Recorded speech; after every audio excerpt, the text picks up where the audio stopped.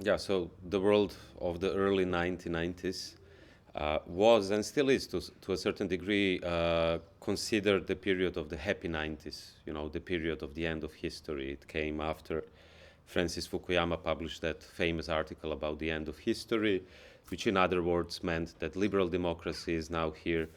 not just to stay, but as the kind of hegemonical political order which would come to all corners of the world.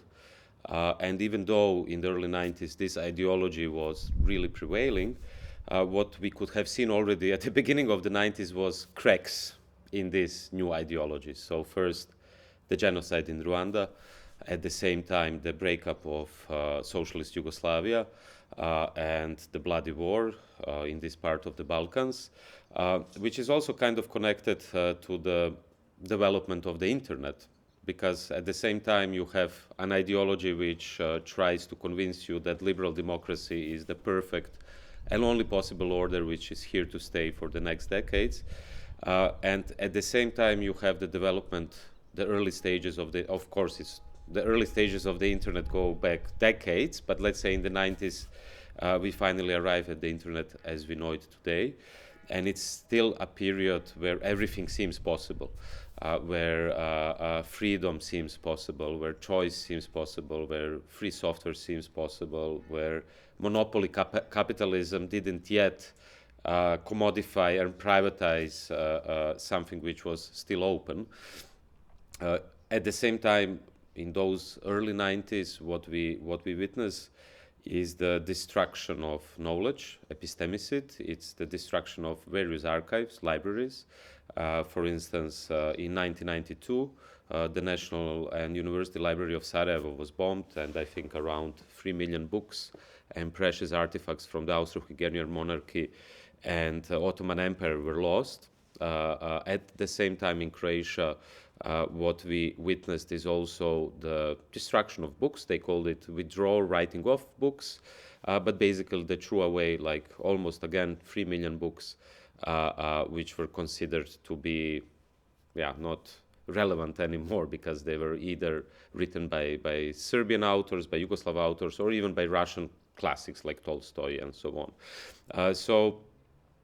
this is the kind of context. Of course, we could name many other processes which were happening in the world, but this is the kind of context in which UboWeb and this dream of an archive of the future is being born, when internet, of course, still is free, while at the same time various other archives, material archives, are being destroyed because a new political order is to come. And in that way, I think Ubo was already not just an archive of the avant-garde, but it was already the avant-garde in the 90s, which is a kind of guiding light in what could still happen with the internet if it's not too late. Yeah, 1996, I mean, personally for me, I was a kid living in northern Croatia. The war just finished officially in 1995, although in other parts of ex-Yugoslavia it was still taking place. But I will always remember it, on the one hand, by being part of the hardcore punk scene, which is kind of connected to the free software movement in the sense of do-it-yourself culture, of sharing, printing fanzines, and self-organization. And at the same time, I will remember it because it was also the first time that I got a personal computer, which I don't even know anymore which model it was. All I remember is the sound of the dial-up when you connect to the internet, which took ages. And then very soon, you're asking me how did the future look like at that moment. For me, it was a liberation. It was a kind of way out of the nationalist madness of the 90s, of the so-called transition, privatization, hyper-capitalism, and so on. And it was an avenue out of this madness to not just read things which were not yet here, but also to connect to people. Like I remember, I don't know which year it was, but probably a bit later, end of 90s, first net meeting, when you connect to people, completely random people, and chat with them. I mean, that from today's perspective sounds ridiculous because you can now just switch on your phone and talk to anyone and send videos and whatever. But at that time, this was really revolutionary. And so I would say from the 90s, the future really looked like a future of possibilities, of human cooperation, freedom of thought, of various possibilities, what you can do with this technology. And I would say, in the same way, there was this kind of illusion and optimism about the end of history, like, okay, all ideologies, the Berlin Wall is down, communism is off, now we live in liberal democracy. In the same way, there was a kind of optimism in technology that finally technology will help us to go beyond nations, as we did with first net meetings and so on, to be able to construct our own website, to be able to be creative, to be able to what Marx in his Grundrisse fragment on the machine called general intellect, to be able for the general intellect to provide a more equal and inhabitable future, which of course, as we know, didn't happen. 2024 is a very interesting and tragic year, but of course you could say that for any year in human history, I guess. It's a year where many wars are still taking place, the war in Ukraine, the war in Palestine,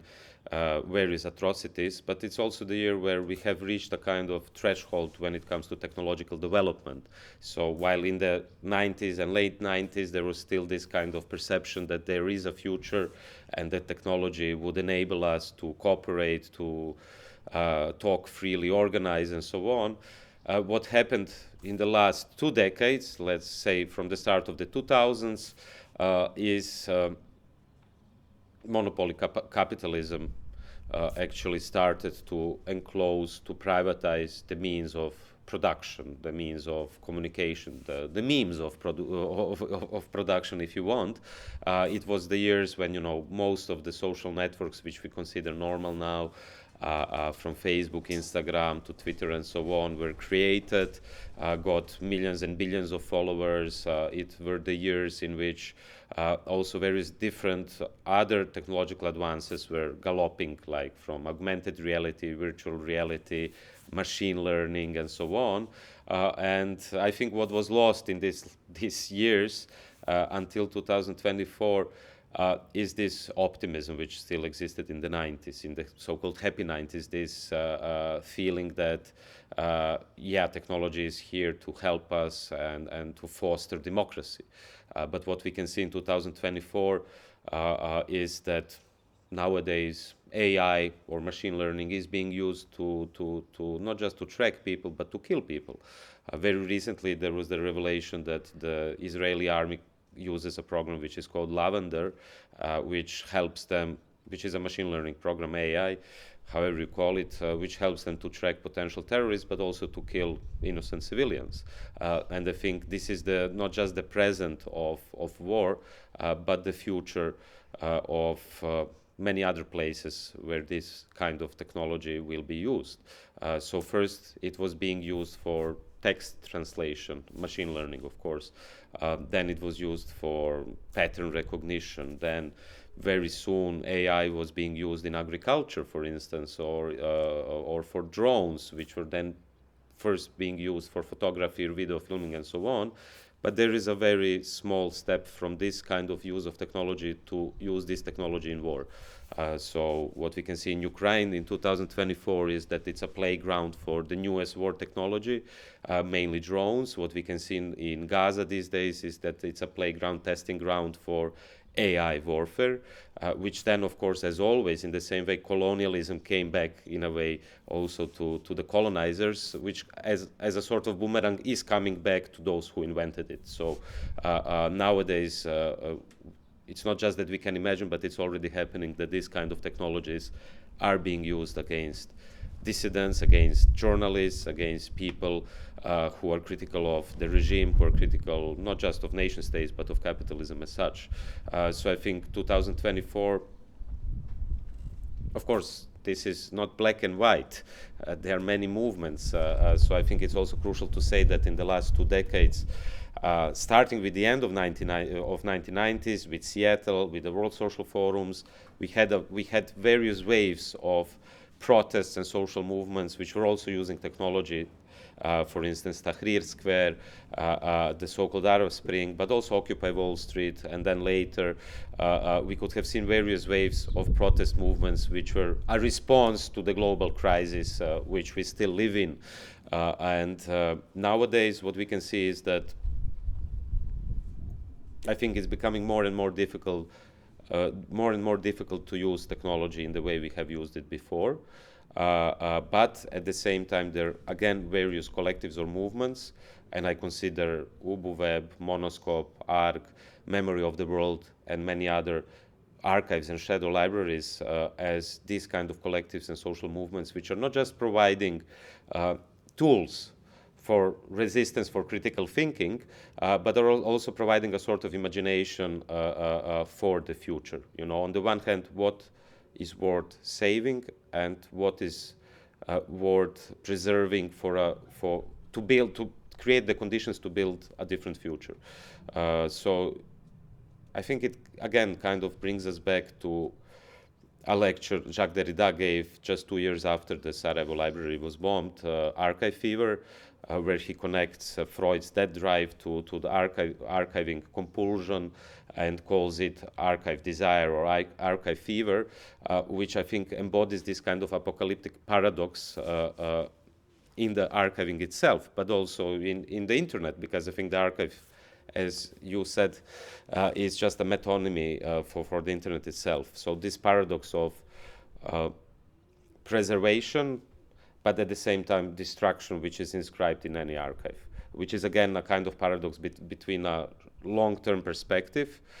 We started from the 90s, now we are in 2024, and it's a question what will happen in how the world will look like and how technology will look like, or archives in 20 years. So I think that's a very important paradox which we have to encounter. World is, I think it's sufficient to, well, look above, feel the temperatures which are here. I mean, this is already the 11th consecutive month in human history that all temperature records were hit, and it's now also this month is the warmest month in human history, in the recordings of which exist in human history. So following the current trends of the world, on the one hand, climate crisis, which is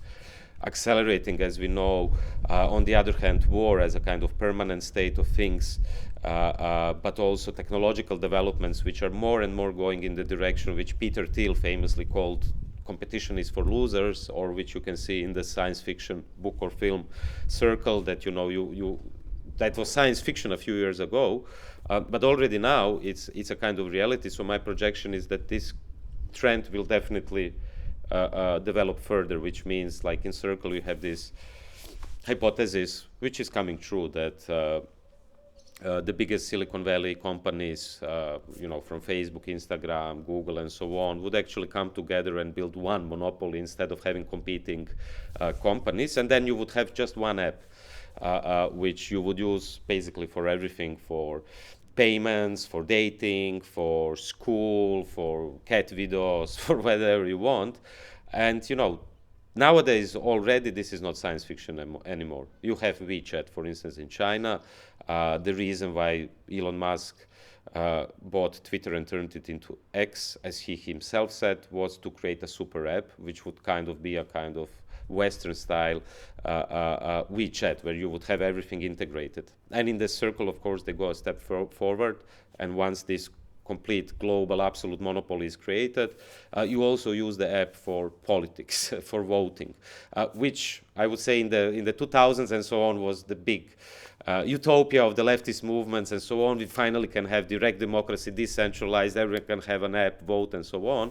But nowadays it actually acquires dystopian characteristics, because I think the infrastructure itself is not democratic, but it's owned by monopoly companies whose main purpose is not, of course, democracy, but the maximization of profit. So given this kind of trends which exists, given the trends of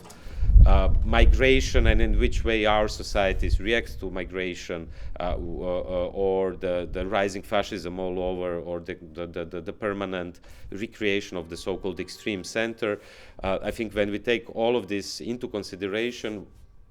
what we could project could happen in the next 2 decades,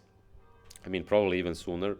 is millions of refugees or hundreds of millions of refugees because of climate crisis, famines because of climate crisis and changing weather patterns, the prolongation of war, the acceleration of advances in technology which will be used not to benefit humanity or the planet, but which will be used to benefit the maximization of profit, the maximization of capital, and the further circulation of capital, and the further extractivism and expansion of capitalism. So this is one trend which I see is continuing, and it will just further accelerate until we find ourselves in either in a sort of civil war or